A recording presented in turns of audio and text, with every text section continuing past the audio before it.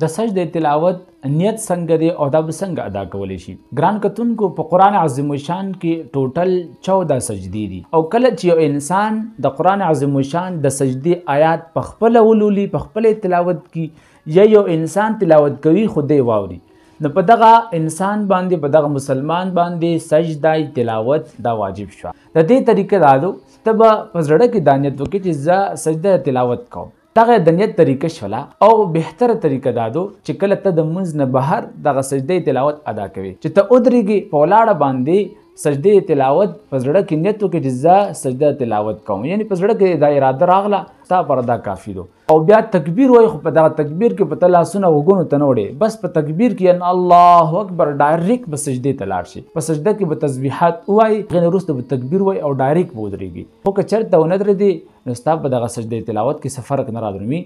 خو علما کرامو طریقه دا ذکر کړې ده چې ته به ولاړ وي، په زړه کې به د اراده راشي، تکبیر به ووایي، ډایرکټ به سجدې ته لاړ شي او بیا به چې تسبیحات وي او بل تکبیر به ووایي او د دغه سجدې نه به راوچت شي او بدرېږي. او دغه سجدې تلاوت چې کله ته آیات واوري یا چې په خپله تلاوت کې نو د هغې پسې فورا دغه سجدې تلاوت کول دا بهتر دي. خو که چېرته چا فورا ونه کړه نو دغه انسان ګناهګارېږي نه، بلکې بیا وروسته ادا کولی شي، په دې کې څه خبره او حرج نشته دی.